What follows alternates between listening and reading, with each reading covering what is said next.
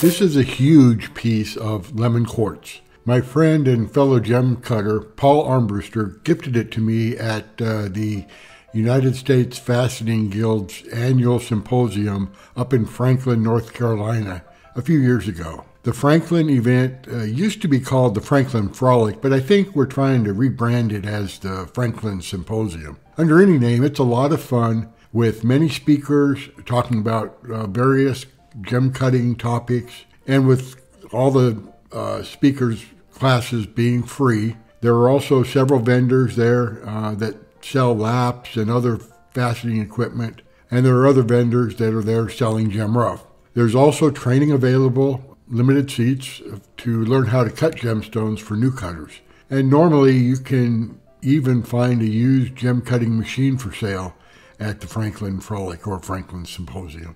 The Franklin event normally in July every year, so check the USFG website and Facebook page for more information and come join us. I guarantee you'll enjoy it. And Paul can be found on Facebook as well. If you have any questions about his rough, he has quite a bit, but he's not a rough dealer. So, but if you want to ask any questions about it, just contact Paul. Now, I've had this rough on my desktop for a long time now, looking at it often and trying to decide what design to cut this into. I have decided that a triangle-shaped design seems to me that it'll work well for this rough. After using my Sharpie to lay out the overall shape of the stone that I want to cut, I took my big piece of rough to my trim saw and trimmed it down to just a little bit bigger, about the right size and shape of what I need. And it would have taken me forever if I would have tried to use my laps to preform this rough. And by using my trim saw, I ended up with a number of trim pieces that I'll be able to cut in gemstones later. It looks like I have a lot of rough from what will be the difference between the table on the crown or upper half of the gemstone to the culet or the point at the bottom of the pavilion or bottom half of the gemstone. But according to the gem faceting diagram, we don't have a whole lot of extra room, not a whole lot. The original piece of rough was too large for my largest scale to measure, but now I have a more manageable size. Now my rough is still a bit too large for my Ultratech transfer fixtures. I have two Ultratech transfer fixtures because I kept my first transfer fixture, which is also called the transfer jig, when I sold my old V2. And then a while back, another gem cutter, Bill Champion, he used to build transfer fixtures, so I couldn't help but buy one from him, and I'm glad I did because his are large enough to handle attaching the dop to pretty much any piece of gem rough up to a golf ball size. So, but for new cutters, you absolutely, in my opinion, do need a transfer fixture, but you don't need two and you don't need three when you first get started, at least not for a while. So I do recommend you buy a good quality transfer fixture with your other list of equipment that you need when you first start your gem cutting. Over the years, I've bought a lot of extra dops, which as a new cutter, you don't need to spend money on. I'd recommend you just get a basic set of dops that come with whatever machine you're buying. Each of the machines has a basic set of dops that they offer, and I would get that. I wouldn't go for extra dops initially. And if you look closely at this dop, you will see a hole in the side of the dop, about where my thumb is. I'm not certain, but I think that's an indication that this dop came from Graves, which used to be a very popular machine quite a few years ago. I'm not sure if this is a Graves dop or not. If anyone recognizes this as a Graves dop, just let me know in the comments. It really doesn't matter which machine your dop was made for. It's not, the point is, as long as the diameter of the dop fits into your spindle, then you're good to go with an Ultratech. I do believe this is the first time I've ever used this dop. So again, that's why for a brand new cutter, I'd say don't worry about extra dops. You'll find plenty of opportunities along your gem cutting path to pick up more dops over time. Just get the basic set. So mostly I'm using UV activated super glue, but for this very large stone, I'm going to use my two-part epoxy, which is made up of a red resin and a hardener. You just pour it into 2 puddles about equal size, 50-50 mix. And then once you start mixing them together, you have a couple of minutes before they start hardening to get them in place. So before you mix them together, it's no problem.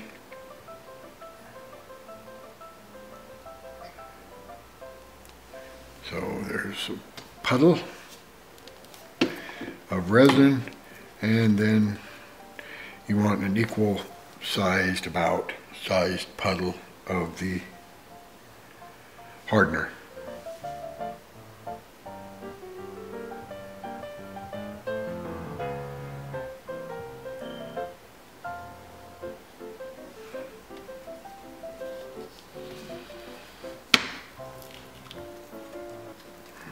Can need a little bit more resin.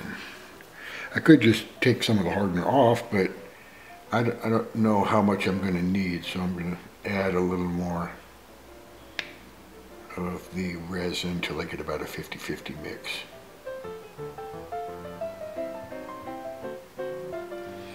And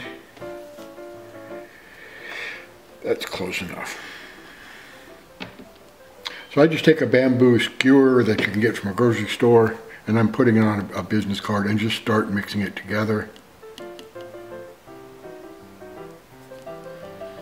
Then you have a couple of minutes to get it in place on your dop.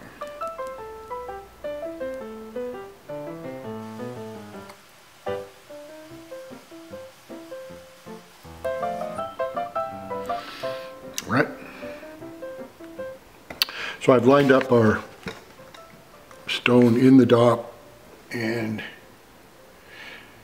now I just put the epoxy on.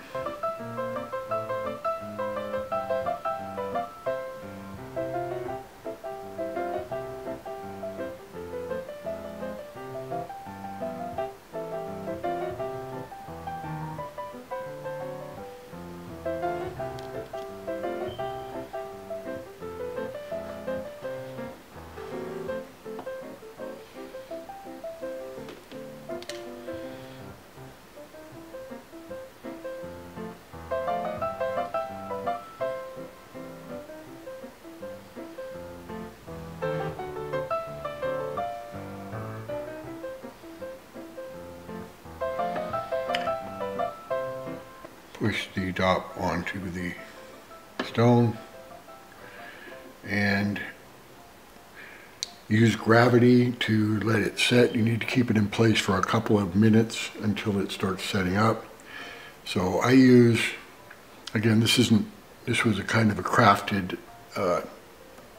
transfer fixture, so high-speed rubber bands to hold it in place.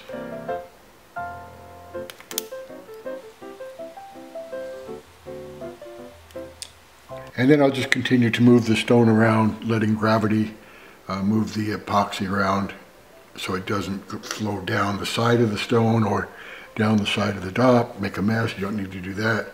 And then after a couple minutes it'll set up and I can leave it overnight and start cutting this stone tomorrow. Now for a design to cut. My favorite triangle-shaped design is the signature number 4 by the late Jeff Graham. However, if you look at that design, it's for, and what I'm cutting is a very, very large gemstone. And as you can see, the pavilion, or the bottom half of the signature number 4, has just one row of facets going all the way from the girdle to the cullet, or the point at the very bottom of the pavilion. So for my large gemstone, that would make very large facets. And I'm a bit concerned that long facets will give me a bit of a problem to polish. It won't, not that they won't polish, it's just that I'm going to have to kind of cheat them in, and I think it's going to be more problematic than this work. So what I'd look for this large gemstone is a triangle design with relatively small facets. So I'm going to use a design by my old friend Ernie Hawes, whom I'm sad to say passed away earlier this year. Ernie was one of the pioneers of the U.S. gem cutting community, and he's credited with helping to form the New Mexico Fasteners Guild, which, as most American fasteners know, is one of the best gem cutting clubs in the U.S. Ernie's design is called Portuguese Cushion Triangle II and can be found on the facetdiagrams.org website, with about 20 other designs that Ernie created and put onto the website for anybody to use. As you can see, there's 127 facets to cut and polish in Ernie's design, while the signature number 4, just for reference, has only 55 facets to cut and polish. And I think those extra facets are actually a good thing in the case, given this overall size of this gemstone, because that means each facet is just going to be just about the right size to cut and polish. So I'm thinking it's going to be better that I chose this design rather than one with fewer facets. All right, for our lemon quartz or lemon citrine, the way we want to orient our triangle into our machine is, according to the diagram, the 96 tooth down here on the bottom, 48 on the top. So at the 96 tooth, we want one of the 3 triangles points oriented on that. So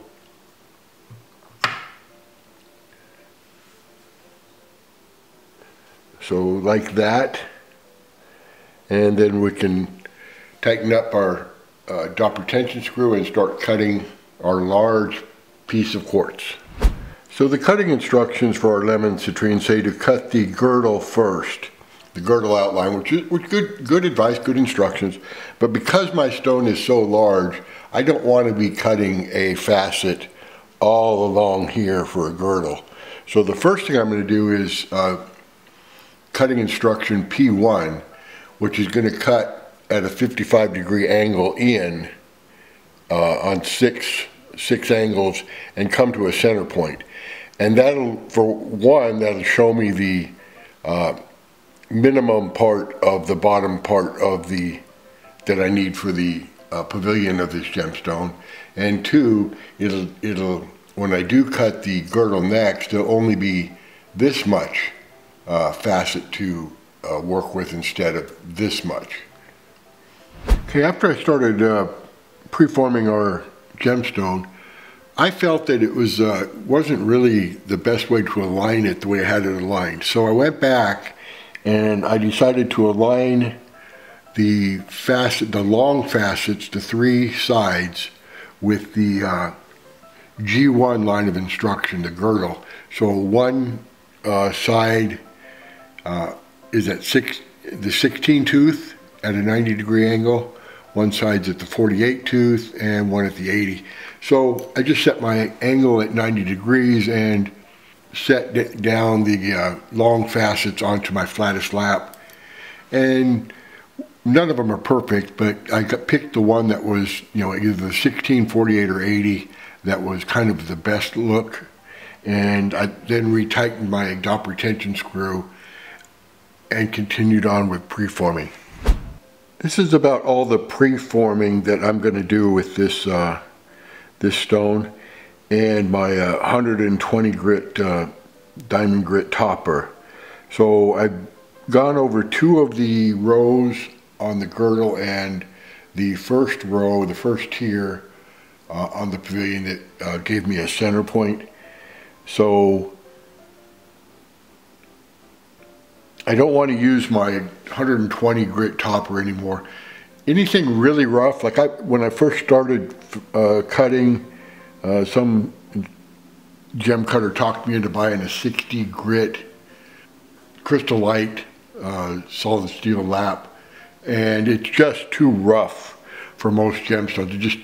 It causes what's called substructure damage that you won't notice it as you're roughing up the stone and preforming it, but once you get into the finer and finer laps and the pre-polish, you'll notice inclusions, fractures, internal fractures that were not there when you examine the stone. And that's from using too rough of a lap. So I never use that 60 grit. It's terrible. If somebody tells you to buy that, in my opinion, don't. But that's just my opinion. So I do use, on rare occasion, topper laps in the 100 grit range, and this one I used is 120 grit topper. And it's only because this rough was so large that I really needed a lap that could chew it up a bit and get it preformed. But now that I've gone through 3 rows of facets with my 120 grit, I won't use 120 grit anymore. I'll switch to a 200 series, 200 something, and then or maybe the 300 series, and continue preforming and working with additional facets. Okay, I went over the girdle and the P1, P2, P3 facets with my 240 grit topper, and then I went over the P4, P5, P6, and P7 and P8 with my 320 grit topper. And now I'm ready to go over everything with my 600 grit topper, and then we'll probably I'll use the 3000 grit diamond on a bat lap. I've gone over all the facets on the pavilion, or the bottom half of our gemstone, with my 600 grit. I used my crystallite solid steel 600 grit instead of the topper, and I'll go over all these facets again now with the 3000 grit diamond on a bat lap. And when I go over the girdle, I'm not going to go over it at a 90-degree angle, because there's no reason to try to pre-polish and then polish all this amount of space for these facets. So I'll set the angle instead of 90 degrees at something less, 89.5, 89.5 or 89.0, something like that, so that I only end up pre-polishing and polishing just a little bit. I only need enough for a girdle, and the girdle is, the width of a girdle is very much not in agreement within the fasting community, but a lot of people say 0.5 of a millimeter, or 0.3 millimeter. Some say 0.2. Some say a percentage of the width, but it's around that area. So certainly we don't need to polish all this. So, a millimeter, maybe a little more, and I'll be fine. Okay, so I'm pre-polishing the girdle with my 3000 grit diamond on a bat lap, and what you see right here is, again, I don't polish it at 90 degrees because I'd be polishing the whole girdle. I'm just polishing this at something less. I think I'm 89.25 is the angle, and this is just the swarf that comes off the 3000 grit diamond and the oil. So again, I don't need to polish the whole facet, because most of this is going to get cut away when I cut the upper half or the crown. So I'm just polishing a little bit, and it's a lot quicker and easier to do it that way. Okay, I've gone over all the facets on our gemstone with 3000 grit diamond on a bat lap. So now I will polish our gemstone, and I'm going to use a tin lap, and I'm not quite sure of the oxide yet. I'm not sure if I'm going to use cerium oxide or try out something else. I will see you in a minute. Okay, I've finished polishing up the bottom half of our gemstone, the pavilion, and I used tin lap with cerium oxide.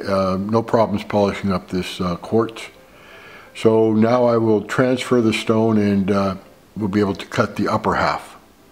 So after I finished transferring our stone and removing the old dot, I started cutting the upper half of the pavilion. The first thing I did was take the stone to my trim saw, and I hacked off the large piece that I didn't need off the top, rather than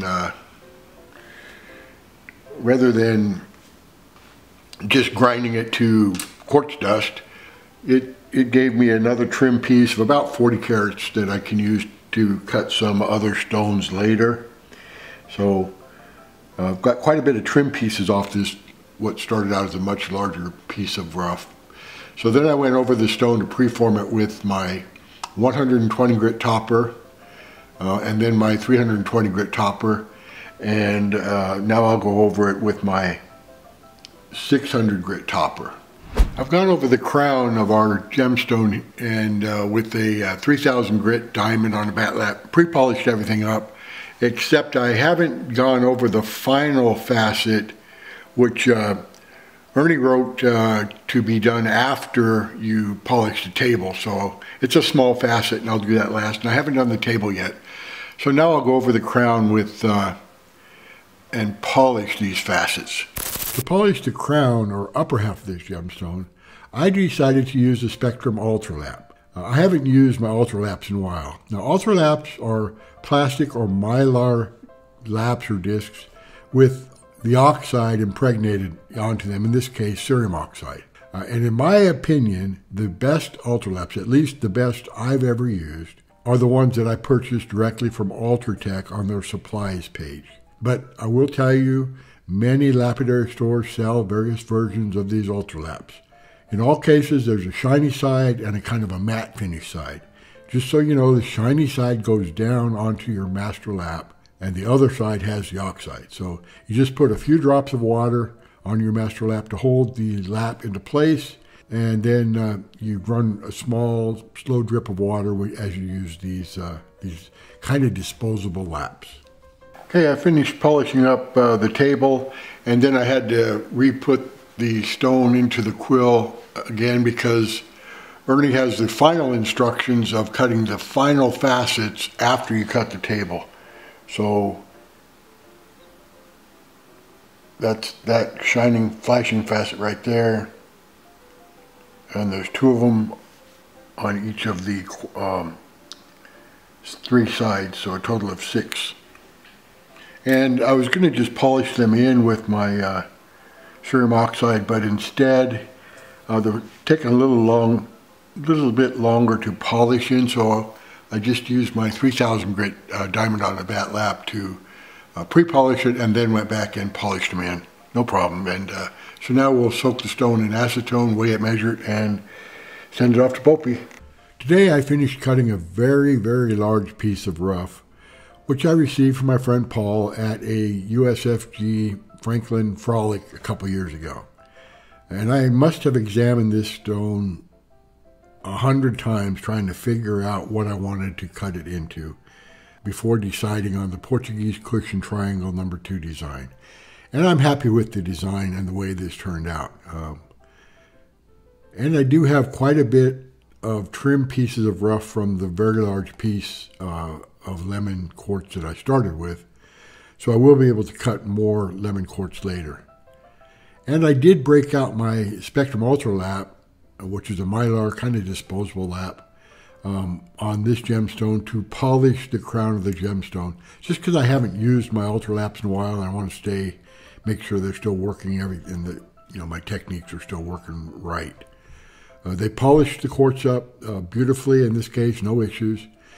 And again, I would recommend brand new cutters, instead of purchasing a special lap to work with your cerium oxide, I would say get the Ultra Laps for cerium oxide. They're kind of disposable. It'll save you the money of having to buy a separate lap as you get started.